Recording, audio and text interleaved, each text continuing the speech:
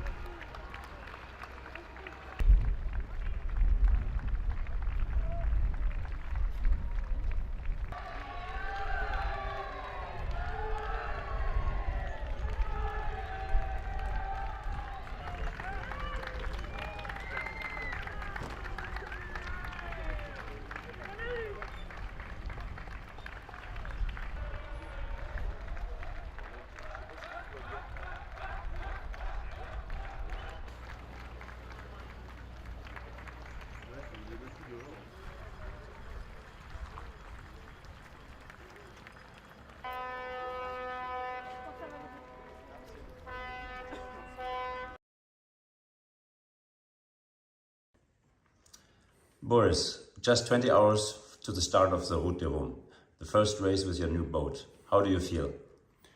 It's only 20 hours now to the start of the first race with our new boat, and I'm quite excited, but I'm feeling good, well supported by an excellent team. I think we have done everything we could to make the boat as reliable as possible and as fast as possible. So the next 20 hours are a time of relaxation, or are still any aspects to be prepared by you? Well, the next few hours to the start, it's less than 24 hours. That will be a mixture of some short relaxation exercises, because there's quite a bit of tension also, huge responsibility. And then weather preparation and analyzing the weather. So tonight at 8:30 local time here, we have new weather models, and tomorrow morning at 8:30. Then I'm already in the car to the RIB, and that brings me on board because the boat is going to be on a mooring tonight, and then we're already at the start. What is the relevance of the Route du Rhum in your race calendar until the Vendée Globe 2024? The Route du Rhum is really the first race in a long succession of races. The big goal for me personally is the Vendée Globe, for us as a team as well. And the second biggest is the ocean race. So the Route du Rhum is really the first test and the first one at the beginning of the learning curve. I think we have already done some training, but we are nowhere near fully competitive yet. But the Route du Rhum is a great test. We can learn a lot from it. It pushes us as a team forward to progress. And for me, for the Vendée Globe goal, it's also going to qualify me for the Vendée Globe. So yes, there are many great reasons to be doing this famous race.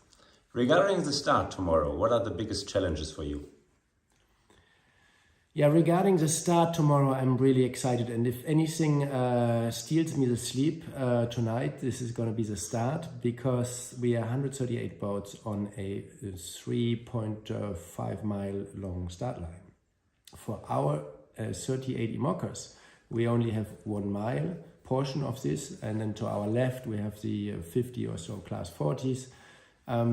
This is all very tight, plus we have constraints from the land. We have like spectator boats and a wind farm, and yeah, this doesn't feel right. So I really try to be to get out of it somehow, and really I hope there will be no collisions tomorrow between any boats, and everyone makes it to Cap Fréhel, which is the first waypoint. This should take roughly 2 hours probably, beating upwind there 2-3 hours, and then we have a little bit the free ocean ahead of us. Not quite yet, because first we have the exit of the English Channel, and then Monday morning we really go in the free ocean. The start has been postponed because of a very strong storm. So how is the situation now? What are you expecting? Yeah, they delayed the start because of a very strong storm. Not only one, there were 3 low pressures, and we have a similar situation now with 3 low pressures potentially affecting our route. Most likely the last one, the third one, we are already further south. We don't even get so much influence by that. And the first and second one, they leave us like an escape to the south. And that was not the case. It has not been the case last Sunday. Last Sunday, the storm was everywhere in the Bay of Biscay, in the Irish Sea. Everything was blocked by by really strong storms with gusts 55, 60 knots, or potentially even more in some areas. So very good decision of the race organizer to postpone the start to Wednesday tomorrow, and the conditions look much better tomorrow. Regarding the difficult meteorological and geographical situation, is it possible to say that the first days of the race are the most difficult ones, the decisive one? Yeah, these races are interesting. It's a similar thing, the Trans-Jacques-Vabre, the Route du Rhum. We have like a coastal race going out of the English Channel with the influence of coastal effects, tides, local tactics, the risk, of course, of coastal navigation. Little fish pots could be wrapped around the keel and then you stop and need to dive. That happened to other competitors in previous races. So there's a lot of like this stress of the start, but it's quite fundamental. The timing in the beginning will then determine how the timing is going to be through these 2 big low pressures and cold fronts that we deal with going into the Atlantic. And that timing then will determine how we get around the Azores High, or if we get stuck to it, or if we are late, then we need to get around the west of it because it's moving east. So once we are south of the Azores High, then it's what we really are here for, the trade winds, the fast sailing, the fast foiling, and beautiful warm water conditions. And that will be the second half of the race. So we go through hell first a little bit, and then make our way towards paradise, and we'll end on the beach in Guadeloupe. What are your personal expectations for the race? My personal expectations are quite high. I want to finish, and this is a big challenge with a brand new boat, which has never sailed more than like a few days in a row. It's never been taken through a strong storm or anything like what we will experience out there now. Like, these cold fronts are much stronger than any wind we had before. So there's a big portion of curiosity, excitement, and suspense. And then, of course, I don't only want to arrive, but do it as well as possible. And being quite realistic, we have no high chances of winning. They are very slim, and that's not at all the goal. The target competition is then more the ocean race, which is coming up in January. Now the essence is to be reliable and to make it safely to the other side. Since the launch of the boat, you have always trained with your crew. Now you're sailing alone for the first time. How does it feel? Yeah, I have no idea how this is going to feel to be I will be the first time entirely alone on the boat. I've never been completely alone. I have always had a media man on board during my qualification trip. Antoine Auriol, our onboard reporter, was on board then. So this will be the first time, and this is something I'm looking forward to. Also, quite honestly, it's quite amazing to sail such a machine alone, and I think it will feel good, but I don't know yet.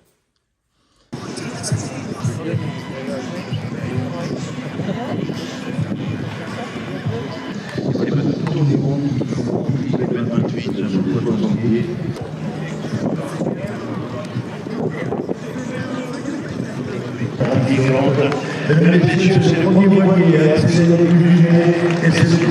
à c'est toujours un moment précieux et impressionnant parce que beaucoup de monde dans ce film 2022. Donc, il y a un rapport qui est taillé pour tout le monde.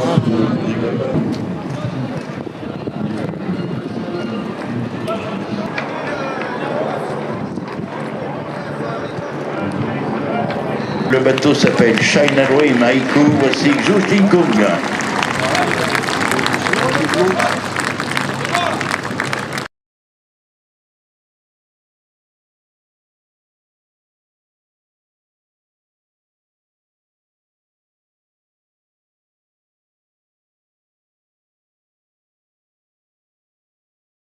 Francis Le Goff et Guillaume Rotet de la direction de course qui veillent à l'organisation de...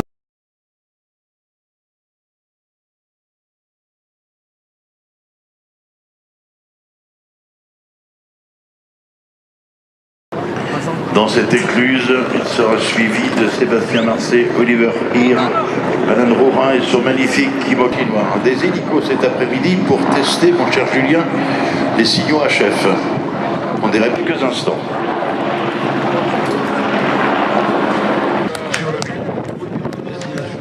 Le salon, l'entrée dans ce sas du salon.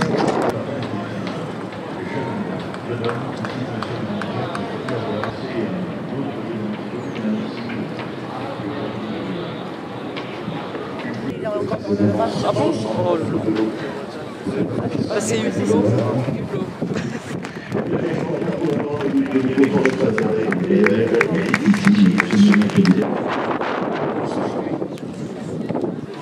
Pour Alexandre, il a percuté les crochets, il a été contraint à l'abandon, pas à l'abandon. Dans cette écluse, ça va être sa première participation, le skipper.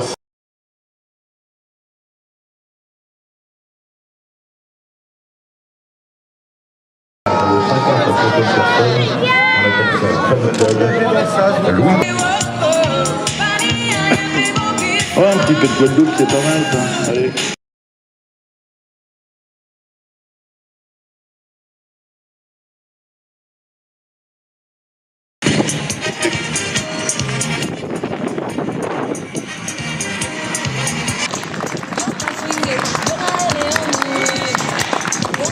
Le corps n'est pas rien. La voilà qui fait son entrée.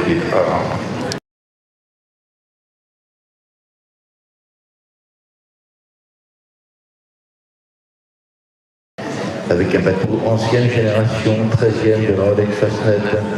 Elle a participé, elle a permis le récit, a accédé à cette écluse du nez. J'aimerais qu'elle bénéficie, qui, quoi qu'il advienne, conserve toujours le sourire.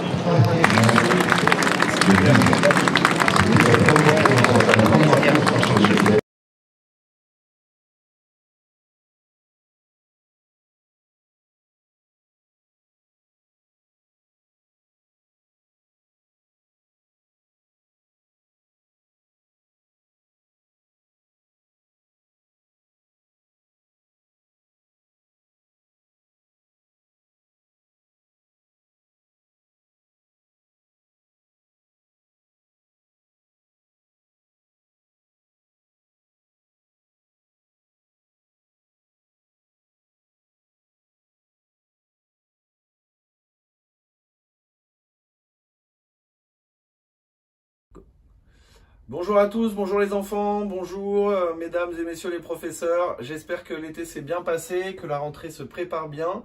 Je vous souhaite à tous une très belle rentrée, si possible avec le kit pédagogique Louis Burton autour du monde Bureau Vallée. Et puis n'hésitez pas à venir nous voir pendant les vacances de la Toussaint pour le départ de la route du Rhum. À bientôt, bonne rentrée à tous.